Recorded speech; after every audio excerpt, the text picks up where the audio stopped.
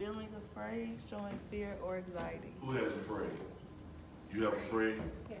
Read that for me. You give me the thesaurus. Give me the synonym for fearful. Go ahead and read it, man. What can't you read? This thing said afraid of dogs. It says I'm afraid of dogs, and then it says worry that something undesirable will occur or be done. Hold on, I'm gonna go for it. Yeah, that's it. Something, that something undesirable is going to take place. No, you're right here. You hold it. Now, give me the synonym for afraid. Read about 6 down. It says frightened, scared, unwilling. What is this? Decline. And reculient. That's all it's saying. Tempest, give me your top 6. I do not know how to say one of these words. Just skip it. Just skip it and go to the next one. Afraid, timid, apprehensive, uneasy, distrustful, anxious, concerned, worried. I skipped 2 words. Distrustful, which means doubt. Right? Right. And that's what I want to talk about tonight, fear. My God. And the interesting part about it is, all of those synonyms are the exact opposite of faith, which is what we should be walking in. But with coronavirus going on, y'all been, Listen. with that stuff going on, with the shape of this country, with the economics because of the virus, with the Dow Jones and businesses, because now they're saying that the airlines is possibly going to lose $133 billion. They said. Yeah, they should be giving some money to medicine. Listen. Right. And Right. So you've got all of this stuff going on, not to mention that if it begins to break out in the larger cities in Texas, the first thing they're going to start doing is shutting down schools. You know, all because of fear. You know, really not knowing what's going to go on, so they're apprehensive. In fact, they just opened up the first clinic or lab, should I say, here in Dallas to actually try and treat some of this stuff. So that's what I want to talk about, fear. And where does it come from? What was afraid? Was that a noun or an adjective? What was yours? Fearful was an adjective? Afraid was the adjective. You have fear, right? Adjective, which is describing the noun. Read for me what fear is. Fear is an unpleasant emotion caused by the belief. Hold on. It's an unpleasant what? Emotion. Okay, keep reading. Caused by the belief that someone or Okay, stop. It's an uncomfortable emotion caused by what? the belief. So I mean, I got you. The belief. So fear makes you challenge your belief system. Ooh, this is something Wow. wrong. Wow. Yeah, I need that right now. Yeesh. Right. Let's go 2 Timothy 1 and 7. Read it for me, Kurt. I know you Don't play about it. know you got your Bible. You know we got that Bible. Dr. Tony Evans study Bible. 2 Timothy 1 and 7. Fear. I was driving this morning, and we were on our way driving 67 South. I got on right there at Loop 12. I'm taking a Naya to Hulsey, which is right there on Polk. 10-minute drive. I'm driving, and it's like this outside, but it's just sprinkling a little bit. The further we go south on 6-7, I get to Redbird, Burlington, and it gets dark. The first thing the Naya says is, "Oh my God, Dad, I think this is going to be a tornado weather." I said, "No, the wind is not blowing hard enough. Neither is the weather hot and cold." I said, "So it's really not, no, Dad, because we've been practicing the tornado drill at school." Right. in preparation because we're getting ready to move into what? The springtime. Yeah. So this is the time, and Sehosi is right along that tornado corridor. You know, that's where it comes down. And so now she's riding in the car. I'm trying to reassure her that no, you're practicing so that you can be prepared. I said, but when you are prepared, you can let go of your fear. Because after you have gotten into the situation and you know what to do, now you trust what you were prepared for. Right. That's good. That's good. Yeah. How many of us really practice faith? Ooh. I got you. Yeah. How many of us really practice it? It's one thing to practice, it's another thing to walk in it. Right. I ain't even Yes, talking it about is. walking in it. I'm just talking about practicing it. Jesus. Because I can recall just about 30 minutes ago driving here to church tonight, and I said, oh, baby, we got 2 weeks left in the month of March. Oh, my God, don't say that, Mike. I've got to come up with such, business-wise. And all I'm hearing is, who have you believed? Who have you believed? You know, because that's where it stands. You know, guess what? Because all of those things that she described, they're every month. Right. They What are. makes this money? Listen. You understand what I'm saying? Right. They occur every month. Yes, they do. Lord. That's why I think I told her the other night, ain't nowhere in the world I would want my own business. Ain't no way. It ain't easy. You know why?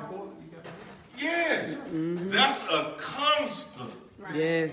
trust. Constant. You know why, Genesis? Let me tell you then, Greg. She coming too. The reason why is because you got to trust God for rent every month, Every. electric bill, Every. cable. You know she got them TVs on. And not only that, guess what? You got to trust God for customers. Got to. Yes, you do. That's why you got to market. Listen, I'm trying. So now you got to have all this advertising that goes into it. Now you got to keep product on the shelf that people Got buy. to. Right. Yeah. Right. But guess what? You open your business in May of 2019. Has any of those things changed? No, sir.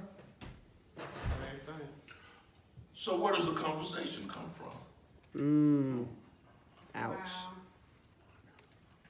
Nothing changes. It creeps Nothing. up. It's the It same. creeps up. It creeps up on us though. It does. Where it So you does. think you'll be doing good, then you be Right. like, Then all of a sudden. You know? Shut. And that's where that part about trusting God Yeah. beyond what's What you not see. coming through the door. Yeah. No. Keep your business. I'm going to work for somebody else. No, what I'm saying? I'm going to work with somebody where I know they got federal dollars. Listen. They Tell you, guarantee man, pay. I know Guaranteed money. Well, Listen. it's going to be a check from the federal dollars in there. With that, you still gotta trust. I'm just- and that's true. That's Right true. though. Right though. That's true. Right. And even with that, I've still got to trust That you. ain't guaranteed. Because you're absolutely right. Because I go to work for free for an entire month, believing God that on the 15th, Come on the here. check is going to be deposited. Oh, Mel Tell doing you, nigga, something. that's faith. Better. He said Better. That's faith. Listen. Yeah. Oh, you can send that out. Good. 2 Timothy 1:7. You got it, Kurt? Read it for me, sir. For God has not given us a spirit of fear, Wait a minute. Who has not? Or God. Okay, read it. but one of power, love, and sound judgment. And where does judgment come from? From the mind, from my thinking. So fear messes with my thinking process. It throws me off. Let me give you 2 definitions like Dee just read. A distressing emotion arised by impending danger, threat, or evil, whether the threat is real or imagined. Wow. Real Going. or imagine. or thought up in your mind. Wow. Number two, a reverential awe, as in the fear of the Lord. Based on the definition of the word, which definition fits this particular scripture? Which one? The first definition or the second definition? For God has not given us a spirit of fear. Is it a distressing emotion aroused by impending danger, threat, or evil, whether the threat is real or imagined, or a reverential awe in the fear of the Lord? Which one is it? One or two? One. You're right. Now you got to remember, 2 Timothy, who wrote that? Paul. Oh. Who is the spiritual father of who? Timothy. Timothy. So, Paul is writing this to Timothy, which lets you know that fear was one of the things that Timothy was struggling with. That's why 1st and 2nd Timothy, along with Titus, are called the pastoral epistles. Timothy was extremely young when he took over the church. So Paul was writing and instructing them and giving instructions on what to deal with. And by the time we get to the second letter, which is Paul's first letter written, the last letter written before he was killed, Paul is aware that the end of his own life is near. He is writing to Timothy again as a final encouragement to keep the faith and keep going. Listen to this. By the time we get to verse 7, we are made aware of the struggle that Timothy is having, which is what? Fear. Not just fear, but a spirit. That's right. A spirit of fear. Okay. You feel me? Because fear has to be dealt with two type of ways. Natural and spiritual. Okay? So what was Paul telling Timothy? He was saying, you got to be bold. You got to have that boldness. Kurt, give me Acts 4:29. Because it talks about boldness. Boldness in the Greek is parrhesia. Check this out. Which is to leave the witness that something deserves to be remembered or taken seriously.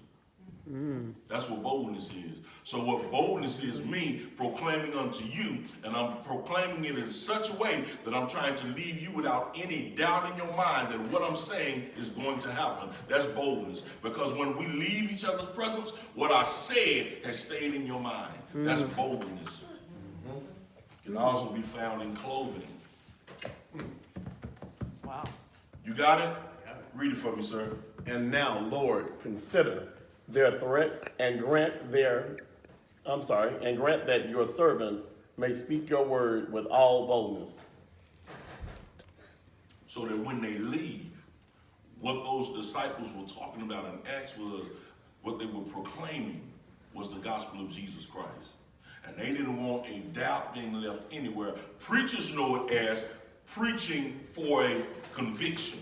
That's what preachers do. You preach so to the point to where, without a shadow of a doubt, before you leave here tonight, you're going to know I talked about what? Boldness. Fear. Because when a preacher is preaching, he's preaching for conviction. Right. To convince. That's it. And when you preach with conviction, you're looking for a convincing of the laity to do what? Come to Christ, to be drawn. See what I'm saying? To be compelled, just like Rob said. And that's what you're doing. So this brings us back to the question. What does the verse mean? For God has not given us a spirit of fear. Fear is cowardice or timidity. A person with a spirit of fear may shy away from proclaiming the gospel or upholding the truth of God's word. This happens because of an impending sense of threat or danger, whether real or imagined. What are you fearful of? What are you afraid of? Why don't we share the gospel everywhere we are? Is it real or is it imagined? Mine is real. Okay, so if yours is real, what's your real danger of sharing the gospel? Be out on the street. Be out on the street. Yes. Not being able to have money to pay bills. Going out? No. You Being said, put what is out? your fear? Yeah, is it imagined or is it real? I said, mine is real. Okay, I see what you're saying. Okay. Being so it's homeless. Being homeless. Why would you be homeless? If I don't have no money to pay no bills, that's where I'm going to be. Ah, okay. So that's your fear. Yes. Oh. That's a very real fear. Real, see? Yeah. Not imagine. So how do you deal with Man, it? Since it's not imagined. I do what I gotta do to make this money. Like what? What do you do? Get up and go to work every day and pray. Be like, come on, Jesus. Send somebody through that door. Listen, you How many said. times has he come through in the final minute? Oh, always. Always. So you Sometimes go- he didn't. But he Sometimes. came later. Yeah, sometimes he didn't now. But he came through. But he came through. Cause he comes on time. So Listen, where does the tension come in? At the beginning or at the end? every time I go to wellsfargo.com and look at them numbers, and they ain't matching up with them bills. And she ain't lying. Because before she had her business, that was the same fear. And my whole thing was, you're making $70,000 a year, not counting bonuses. I'm making this little bit. And yet it's the same fear. Wow. When he has given her an overabundance of what she needed. So what really are you worrying about? Because it was real, right? Well, maybe the first time was imagined, because when I was making all that money, and that's not even counting the salary from the store, maybe I was just tripping. Now you put it that way. But this time, for real, this one's not imagined. But what I'm saying is situations change. And situations can bring about a different kind of fear, Yeah, depending upon what it is that you're used to acquiring. yeah. See what I'm saying? Because when you're used to making $80,000 to $90,000, and now you're trusting it. For 1,000. Right. Yeah, that's a real fear. In spite of the fact that the dude who you're married to is working. Wow. But it's a Wow. real fear. Yeah. And I know it's real because when I roll over, she's up. And that's what's on her mind. And me, I just roll back over. Yes, he does. But It no, ain't a most thought. men do I mean, that. yeah, That's men what do. anyway. It's not a thought, because the women, But you know what I've come to the realization of? what? What I don't have, he'll have to supply. And you do say it. See? Yeah. You know? And so some of it has to do with growth. You know? Now I'm gonna tell you now, your faith is stronger now than it was before. Yeah, that's true. Yeah. Because now I've got to believe God the 1st through the 30th. That's somewhere in between. And possibly on the 31st that he gonna come through. Listen. Right. Right. Right? Possibly. Right. And now that I've got figures in front of me, I'm trying to figure out what I need to make every day to make all these bills disappear. That's Not Bobby counting said. what I need to bring in Don't to do help it. my husband. So the 1st through the 15th, nothing comes in. My God. I'm trying to tell you. 20th through the 25th, nothing comes in. Oh, God. Baby, how was your day? It was good. How was it financially? It wasn't good, but I'm still believing God. 28th, right before I close. Oh, the Lord sent somebody and saves today. Thank you, Jesus. Listen. Right. Because all he's trying to do is cause enough tension in your life to make you believe. Right, when you don't have a Jesus. choice. You're right. Listen. So how many times does he have to do that? Exactly. To actually believe and have faith? Ouch. And you know what the key word is?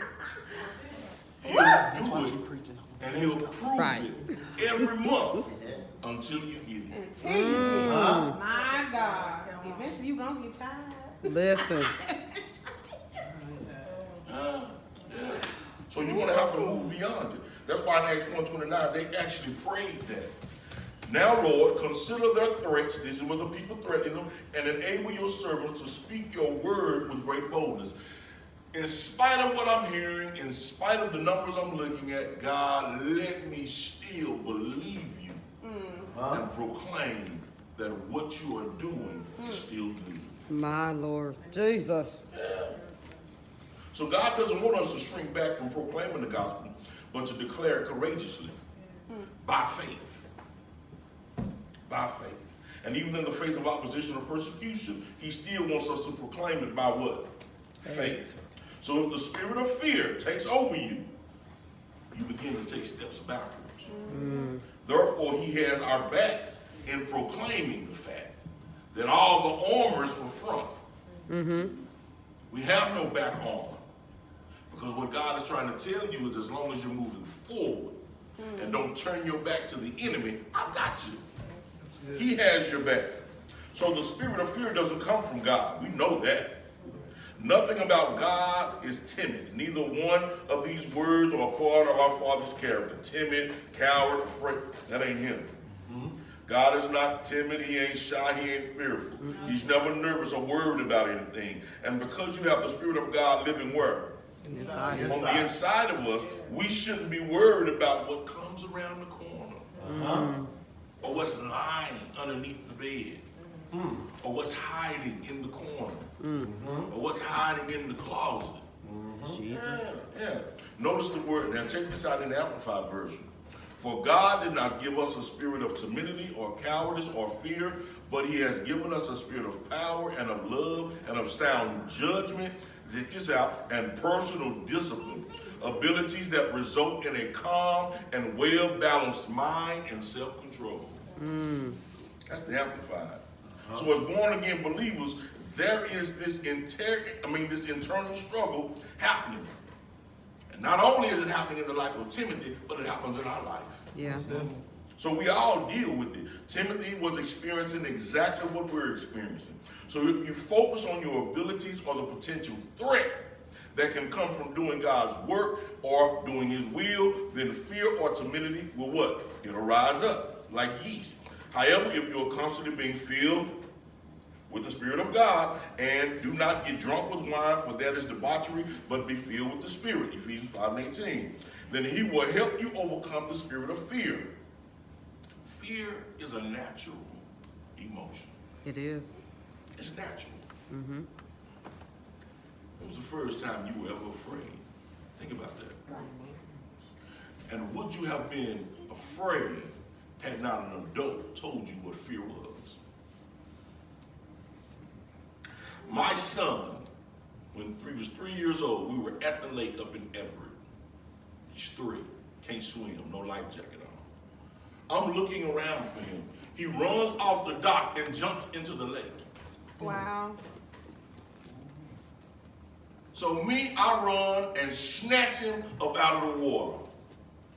When he comes up out of the water, he's not crying. He's not hysterical. He ain't tripping. The joker is laughing. But I'm afraid. Because I know the dangers that water can have. Right. He doesn't even know. What makes one afraid of the dark? The movies that we watch. The things that we hear in the middle of the night. So if there is nothing that has made you afraid of the dark, Kurt, turn the lights on. My God. Help us today. The back ones are still on though. Turn that one on. Ooh. Turn your light off, Rod. Yes, sir. Deanna, are you still sitting in front of me in the second seat? Is your mom behind you? Sister Annie, are you on the first seat? Mel, you still where you are? Yes, I am. Rob, you right there with that big B? Yes, sir. Next to your girl with the B. Yes, sir. Kurt, where you at? I'm in the back by the door. Genesis, are you behind your mom? Well, she's saying no, Yeah. but she is. Turn the lights on. If everything is right where you left it, Good. Why doesn't the blind man have fear? Wow. The one Wow. that can't see. Right. Yeah. They can hear it. Ain't that something? That's good. They hear something, but they hear not see. Right. My Lord. They're not afraid. And that's what I don't get. We afraid of things that we already know are coming. Yes, sir. Yes, sir. I'm afraid of heights.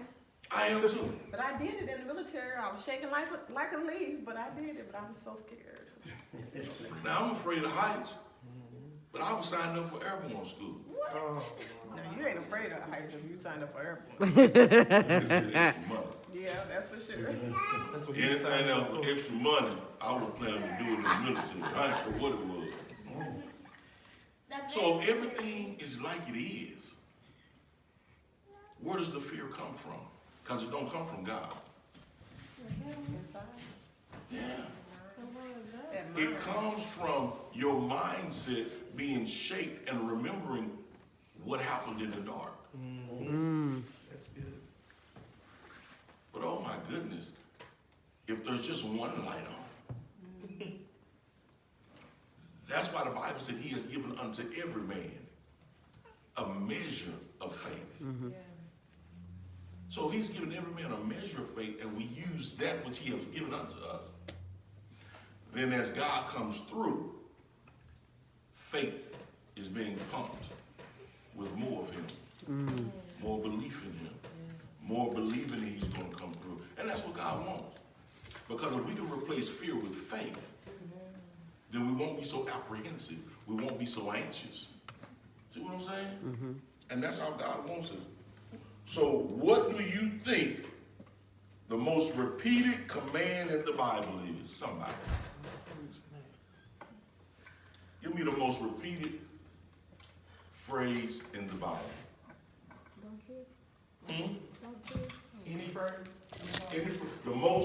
Give me the most repeated phrase that you guys think is in the Bible.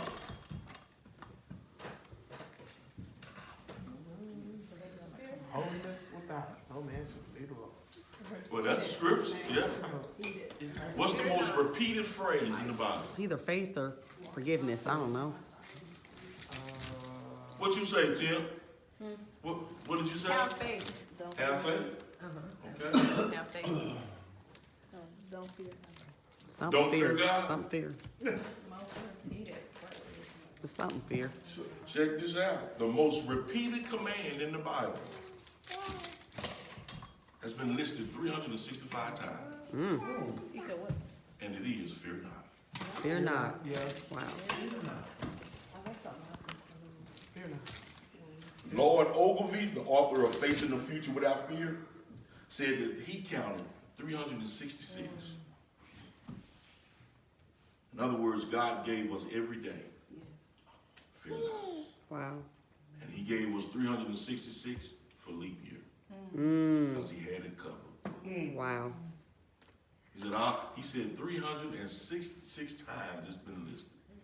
Because God is telling you every day, fear not. I've got you. That's the Every most day. repeated. I thought it was going to be, and it came to pass. Right. Well, I was ready to preach that, Rob, on Sunday. And it came to pass. No, it's fear not. That's the most repeated phrase. Fear not. It blew my mind. Somebody get Isaiah 41 and 10.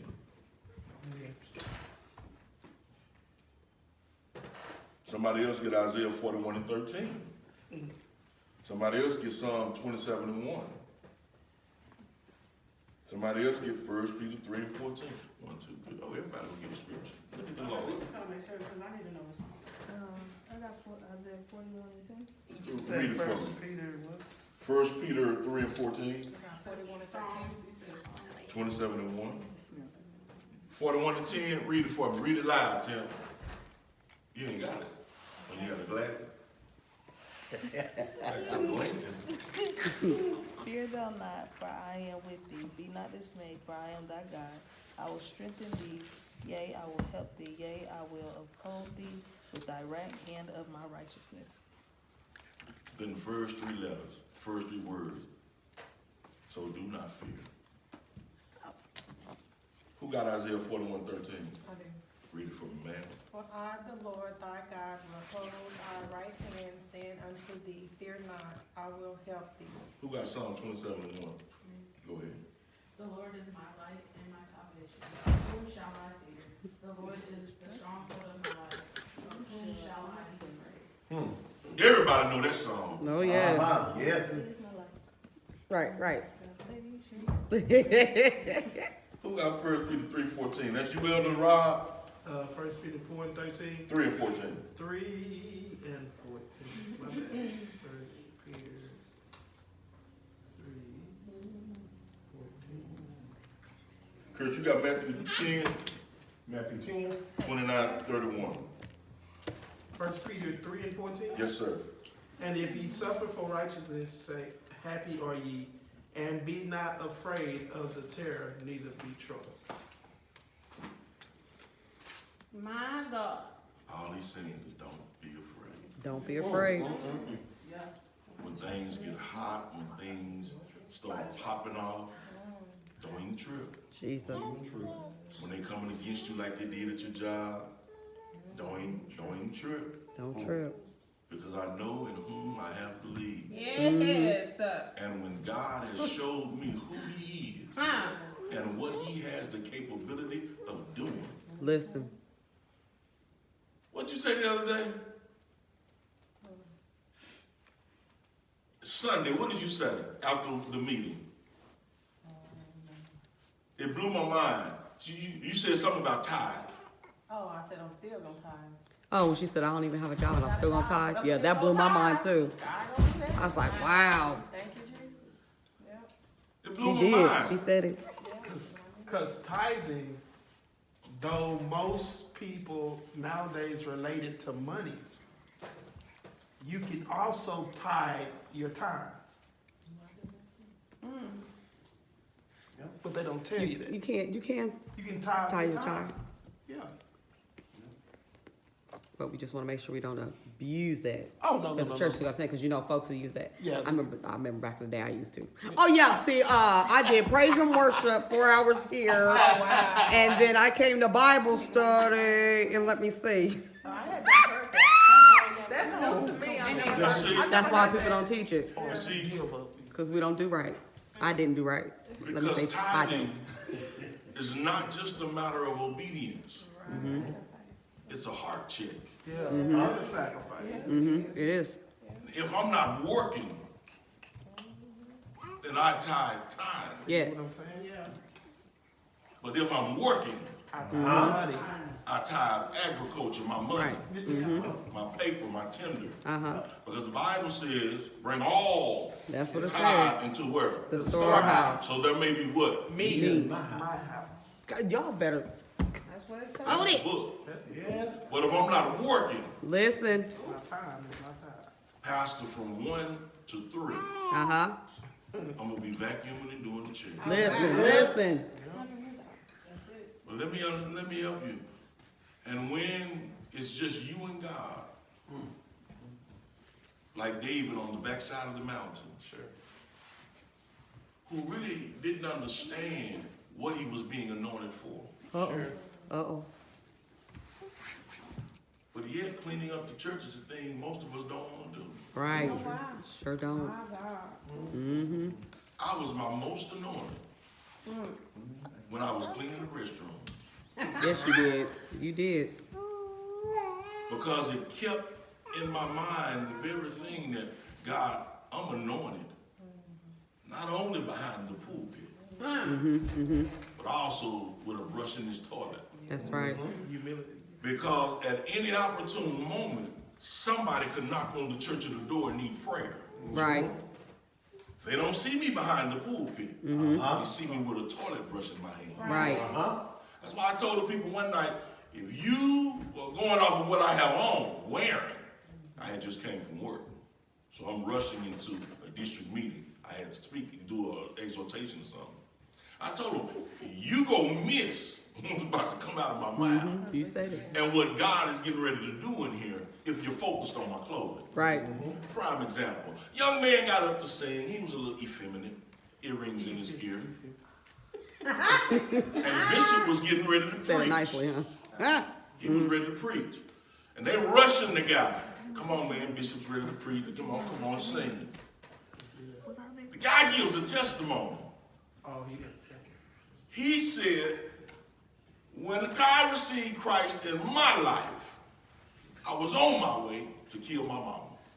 I wasn't there. You might have been. See how quiet it is? That's how quiet it That's got. how it was in the Yeah, I church. know it was. But see, we not used to hearing testimonies like that. Like people like That's why I told him on Sunday. We so used to redacted testimony. Listen. That's why they cut it out. Right, exactly. You know, Church- ain't Like nobody in been through nothing. If the church should have went up at that point because he could have been in jail. I think I may have missed it or I may have left that night. I'm telling you. But see, The way our minds are trained as it's that religion, and then, you know, I bet you people ain't that much. Ooh, and it was. ooh. And when Bishop got up and preached, he preached them crazy. You know why? Because his mindset had changed. Because if God can save you Listen, in the midst of you made up your mind to kill your mama, listen. where in the world was the church at that particular time? Jesus. Exactly right. Yep. Yep. So it blows your mind. So it enlarges my thought process on who God is. That's why the Bible said comprehend with all saints. Why? Because he fed you and clothed you. Okay, Jehovah Jireh. I ain't in that situation. You needed peace. He came for you. Yes, yes. So when I hear y'all testimonies Right. about what God did for you and how he came through for you, my faith is enlarged. Yes. Yes. That's why he said comprehend. In other words, understand, go beyond what you see. Right, And mentally grab hold of what they're saying right. so that faith can be enlarged. Yeah, that's what God wants. Every time we come together, something ought to happen. My minds ought to go further than where they were. Right. It has to be enlarged. Yeah. It has to be. Matthew 10,